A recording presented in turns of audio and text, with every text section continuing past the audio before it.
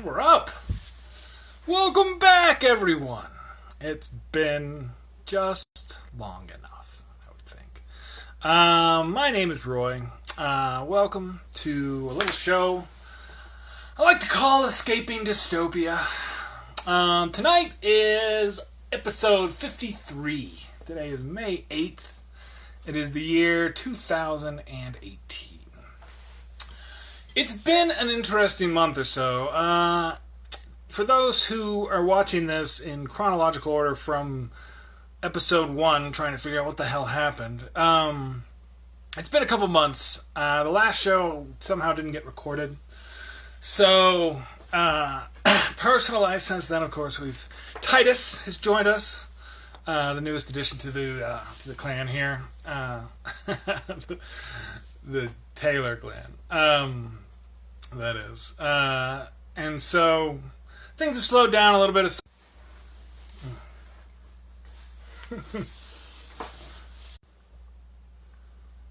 Alright. Not sure how that worked. But, usually during the day I turn off my Wi-Fi, and I turned it off, and we were trying to do our 4G from here in the basement, which isn't the best connection. Hence our difficulties. So, let's go through a little bit of what we're going to talk about tonight. So there's been kind of this thing that's been building for a while, and this is actually one of the reasons I started writing many, many moons ago. I'm still trying to figure out what the right focal distance? Anyway. Is the thing called the singularity. And we're getting really close to this now.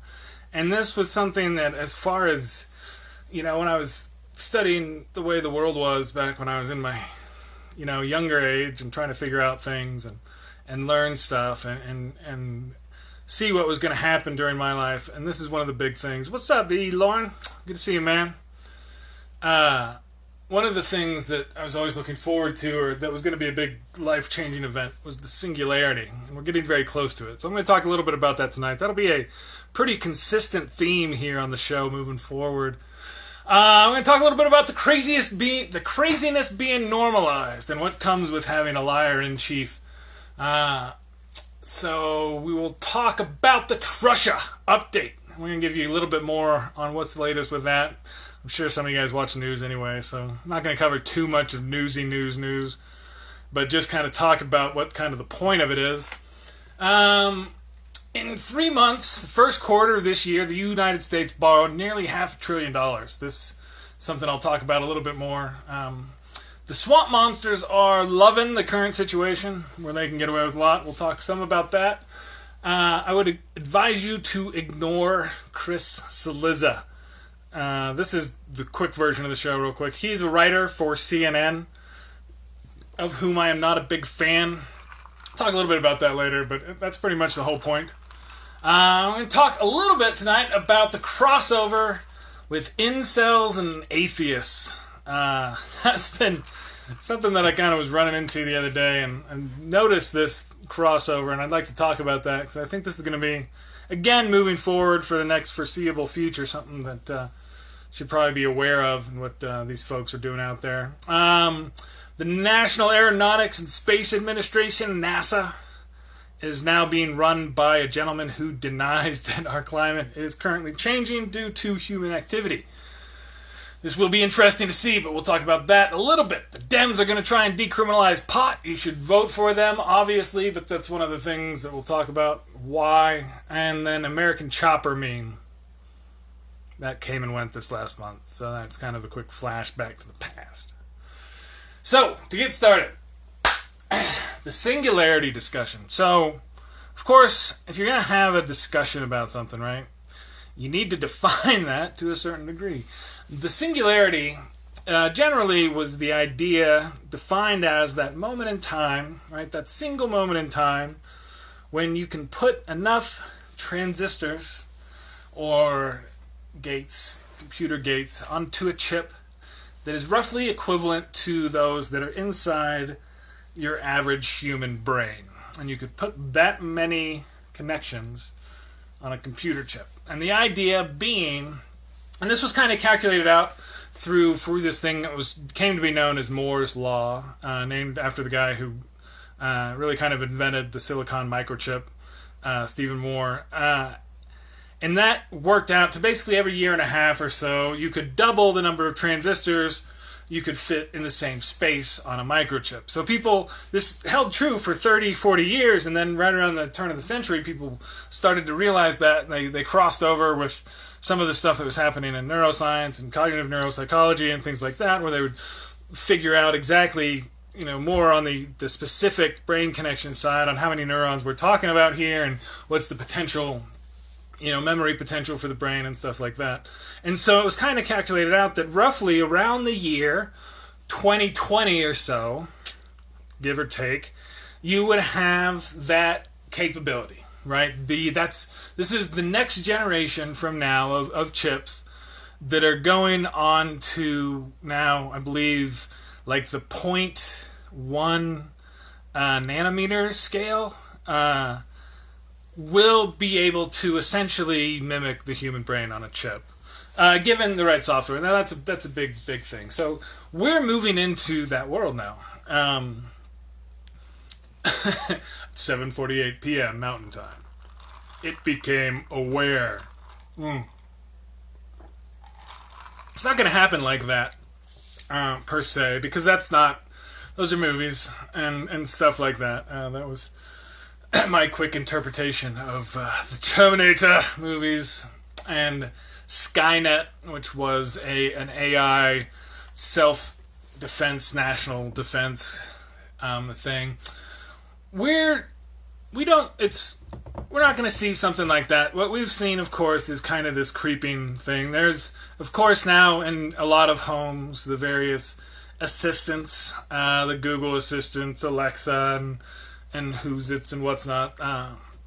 Personally, not a big fan of them, but apparently some other people are. We've seen this more in stuff like self-checkout, and it's even, if you expand this to, a 30, 40-year window of where we do this automated thing, ATM machines, and now you have self-checkout stuff. Excuse me. There's going to be a lot more as we're moving toward these kind of things. And we do this, actually, I do this a lot. This is actually one of the things that I actually do for a living is help to build business systems and solutions that are automated, that are run where robots, computers and robots do the work of human beings and do so tirelessly and efficiently.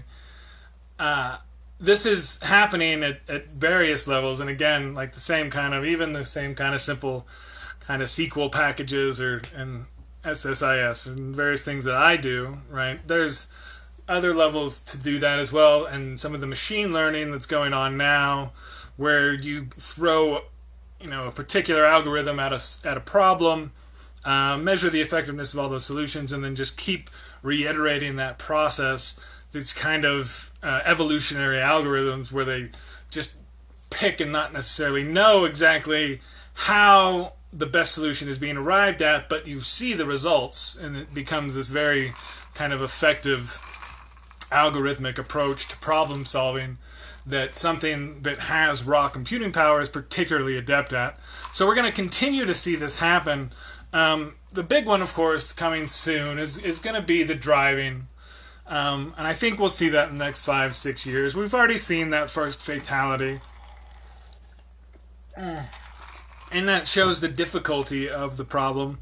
And it's actually curious because one of the things that's actually happened with Tesla, the automotive company, they are having trouble keeping up their new production to meet this future demand for these future cars because their over-reliance, according to their CEO, on some of their automated solutions. And we've seen that, and we'll see that again, I think, moving forward. The payoff for these future predictions and events is never quite, what people think is going to happen. There's definitely going to be a sea change that happens soon, and I think we'll see over the next 10 and 15 years as a lot more of these AI solutions show up that there's going to be a lot less need for certain types of workers in our economy, and that's pretty much any, like, a lot of low and even mid-level office stuff, which is actually a lot of people and clerical and things like that. So we'll see that, and that's going to keep happening. There was actually a big article on it for older workers like myself who are the 40 years old, man. But that's how they... Once you're over 40, you get federal protection for being an old fucking fogey. Hello? Alright, the studio has been interrupted. I'll go upstairs, guys, and close the door, okay? What are you doing? Talking to internet people?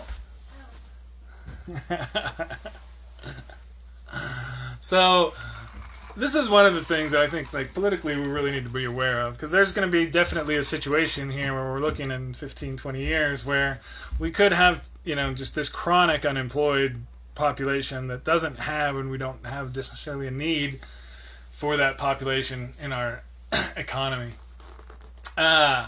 So that's coming, and I think we need to be a little bit more aware of what's going to be happening and see it happening, because I'm watching it go on now. That's called the Singularity, and we'll talk about it again. Oh, yeah. Kiddos always going to come down, and that's actually these kids are going to be growing up in this world, so we'll be interested to see how that works. Moving on. The craziness being normalized. We're now to a point... we'll see how long... Oh, maybe that's why I lost the last video, because my phone died on me. We'll see how long we can go. I'm actually getting kind of hot and sweaty down here tonight, too. And way too rambly. We've reached the point where I think, and to a certain extent, for a lot of folks, the craziness coming out of the White House politically has been normalized. This was a dangerous moment. Like, there was a hope that we would see some charges or something really serious before this point. And I've been saying I think this summer is when we're going to see a lot of it, but the moment here I'm speaking of is the Kanye moment. I don't... Kanye is not particularly interesting to me and hasn't been for a long time. But what he did came out and saying, you know, Dragon Energy, slavery was a choice, Trump's awesome. I mean, it's just, the guy's... Ignorant morons like Kanye will fall into this kind of flip a coin. I don't know if Trump's good or bad. And this is kind of what's really frustrating for a lot of folks. This is what is mean by being normalized. It's like, you know, I'm a free thinker. I can just think whatever thoughts I want. Who cares about, you know, travel? So apparently, I guess somebody asked him about the travel ban, and he didn't even think, he didn't have any idea about a travel ban. So this is not people who are paying attention or aware. It's non-normal and go back. You know, there's a curiousness about that. It's the degree, I think, of how and what happens. I think there's a very good chance we could go back to pretty good normal, I think. Still at this point, if the Republicans gain seats in the midterms and he doesn't ever have to own up to any of this, normal is going to be a long time coming back. Because this is why. Because this is where the normalization comes from. Because you had Kanye coming out and saying that he likes him. You also had the North Korea deal. Now, the North Korea deal is important. I have that written down as the president and Kanye and the president and Kim Ye.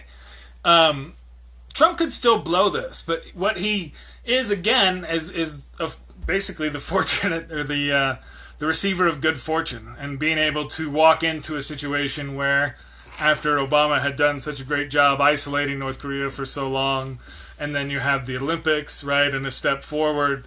And then I do think Trump should get credit for acting like a crazy man and threatening nuclear war. I think he is viable as someone who will do that, because I think he's going to do that. This is part of why I'm doing this show, because I think we need to make sure that doesn't happen, right? Because I do think he's absolutely capable of nuking someone. Speaking of which, right, and this is part of the normalization of this, now we're out of, as of today, officially, kind of out of the Iran deal. And the Iran was not, we're one of 6 countries who are party to this deal. This is not, of course, the first thing we've stepped back from. Bolton, of course, is now our national security advisor, who's probably advising them to announce our withdrawal from this deal by bombing Iran. These are like Uber hawks in there now, and he's got this set up. I do think this is part of what he thinks is political strategy, which is going to be, starting a war and being belligerent about this. I do think this is part of what they consider putting America first. It's insane. It doesn't make any sense. He's the king of breach. He's not the king of breachments. All he does is bluff. That's the thing that's so bad about it. And what everybody's realized is that he's trying to announce today that we're negotiating a new deal in Iran. It's not happening because nobody is going to be like, he's not negotiating with anyone. It's like the TPP.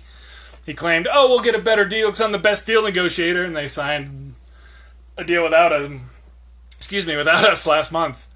And so it's not. It's this notion that he is better at making deals is a fiction that he himself believes, and woe be it to anyone who else does. It's part of, I think, a little bit more kind of to go on a bit of a tangent here, a little bit of kind of the, Stephen Colbert is so good about this, just going after that, just kind of the idiot culture that you're the instant expert, right? It doesn't matter, where people who, spend 10, 20 years learning something don't really know what they're doing, and people in the State Department, don't really know what they're doing. So I do think, and I've said this before in the show, that there's an intentional effort on the part of the White House and this administration to destabilize the world. I do think they are intentionally trying to instigate whatever they can. I do think Trump doesn't believe that war presidents can lose, and he very much wants to be a war president. Lots of things that they're doing, this is one of the things that's also happened, because they've ended the temporary protections for hundreds of thousands now of Central Americans. There were actually cables coming back to the State Department saying, hey, so one of the problems with sending all these people back is that there's the potential, particularly if they're not well assimilated and this is done hastily and dumbly, like you guys are doing it, and you just kick them out, that you can destabilize the countries they're going back to, leading to a situation where more refugees exist.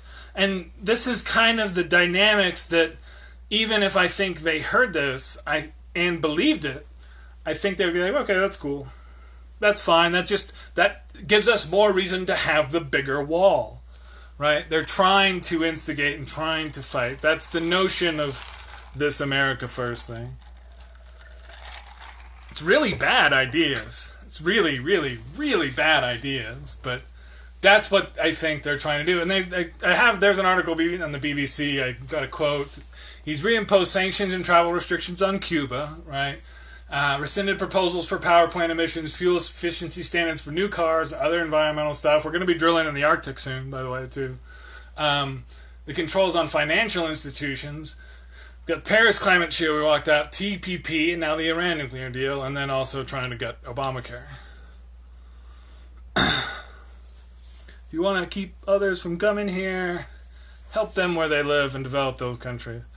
Yeah, absolutely. That's a big part of what the idea is, I think, through trade, again. And that's where these tariffs are just not a good idea. That's the idea generally behind free trade, right? As you both go through, an exchange of value where you give me that and I do you that, and we keep doing this back and forth over time, we lift ourselves up. Oh yeah, he's going to try and defund the United Nations and NATO. Well, that's what I talked about earlier, or I was going to talk about a little bit later. The $500 billion, right, that we are down so far this year. That is, now they're going to try and claw that back. They're doing it through the chip. They're trying to cut off like $8 billion a chip.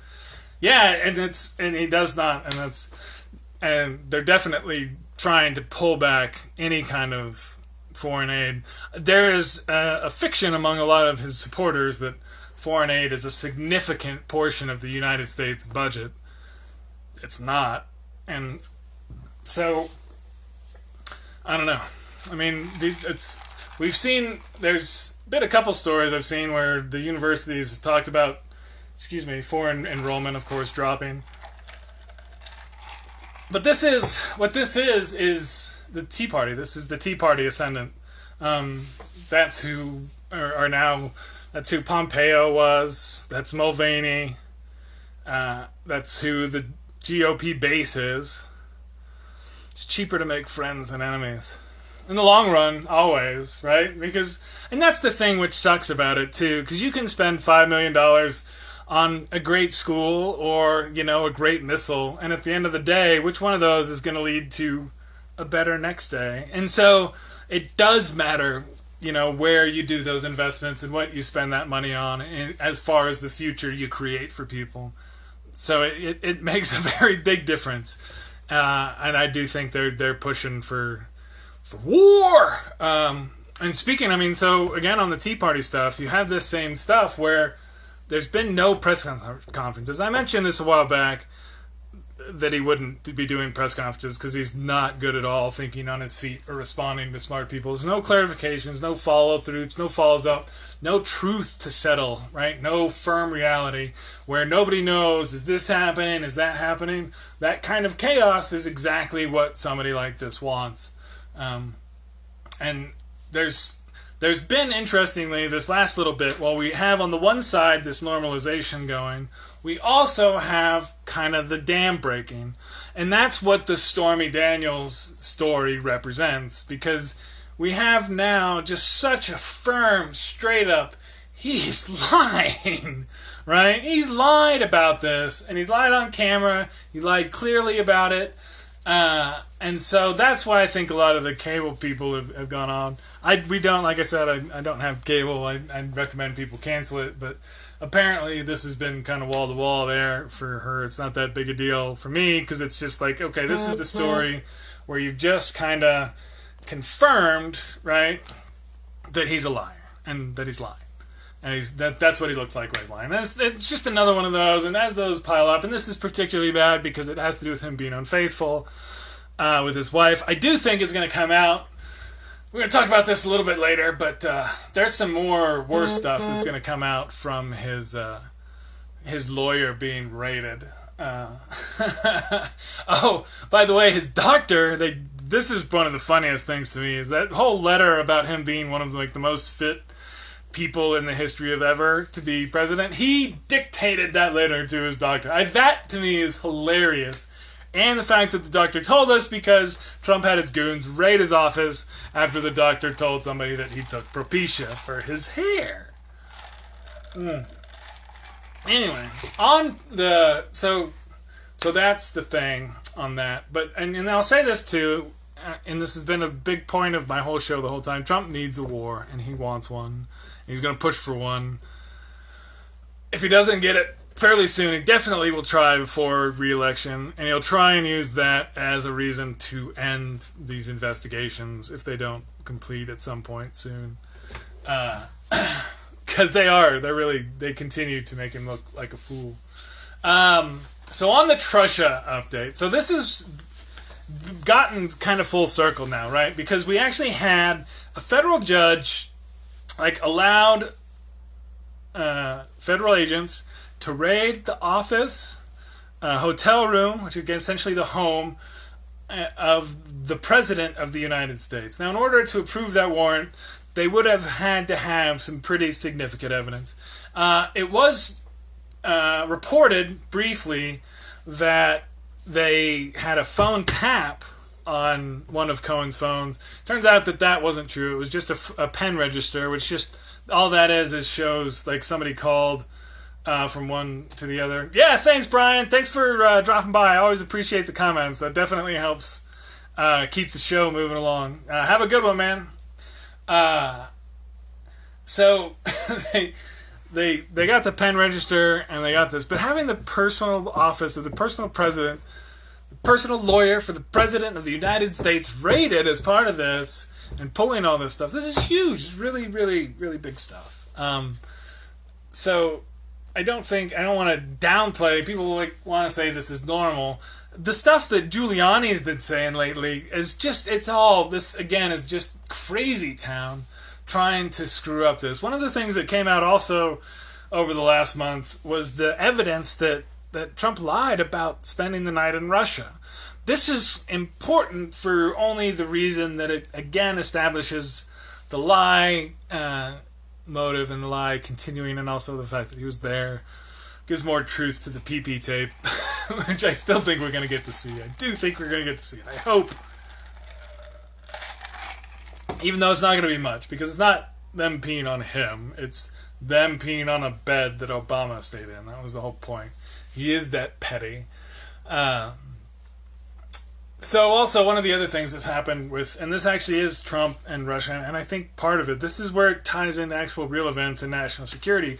Our national security, I think, quite compromised right now, in the sense that we have somebody who's apparently beholden to Russia in the Oval Office, and it became out that we didn't do much to Syria with this bombing that we did recently. That the Russians knew where we were going to shoot before, said where we couldn't shoot, and apparently there weren't actually many casualties or anything done. And the place that we had responded to them bombing with gas attack, the whole reason why we're doing it, they took that town the next week and held a press conference basically laughing about taking it. So the impact, remember, Trump shot Syria just like a few weeks ago, didn't do anything, right? Disappeared into the news cycle, just pshh. That's what I mean by it's been normalized a little bit, because there's a lot of stuff that should be a little bigger and stick around longer. But I do think I still think he's coming down, but can't tell you when, because I don't want to get too hopeful, because when hope intersects with analysis. So 3 months, $500 billion.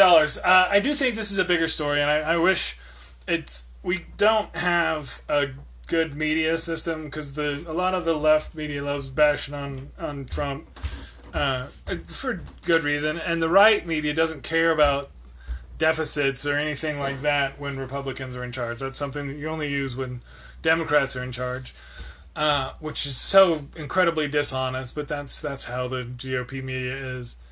But we're near the end of a good business cycle, and we need to be getting ready for just that, normal kind of turn of events.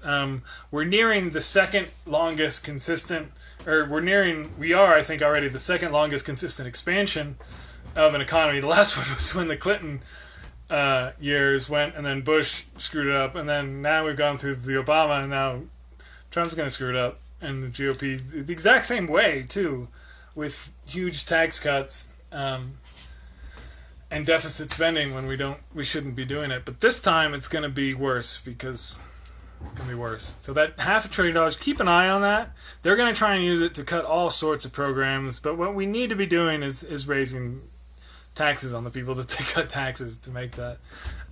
Speaking of those guys, swamp monsters, Pruitt and Mulvaney, hopefully these guys will get gone soon. There's been 7 different scandals with Pruitt just making money left, right, and center. He spent $200,000, $120,000 to go to Rome and worked for 3 hours. Ignore Chris Cilizza.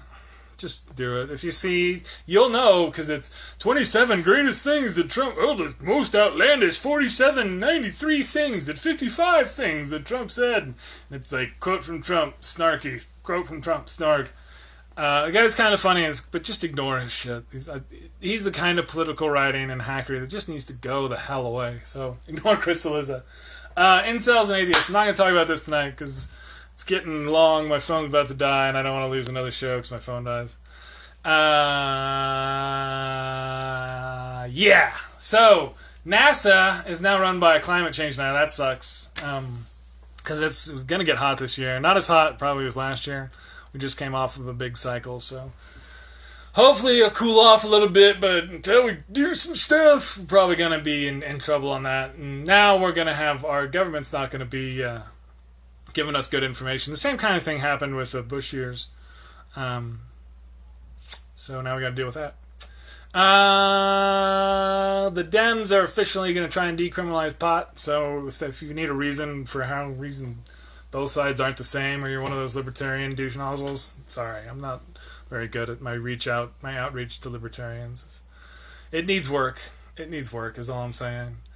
The Democrats are doing that, so you could vote for them. I think I actually did check the box on my thing, because I was going to do primary, so Take a wild guess. Although I found out they changed the rules here in Colorado, so you can actually still just vote in one primary as an independent. So I might change it back, because that's why I changed it. And apparently this last month there was an American Chopper meme. I'm just mentioning this for historical reasons.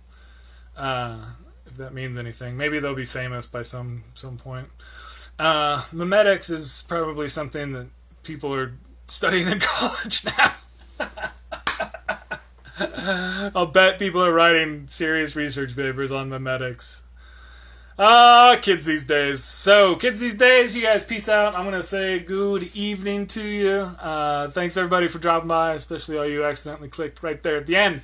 Hopefully this will stick around. Peace out. Love you. Next week, next month, whenever I do another show. We got a little baby here. Come on. Give me some credit for at least trying to stand up. Don't vote for Republicans. Have a good night. Future's gonna be bright, folks. It's gonna be alright. I can say that now. Okay? Peace out. Good night.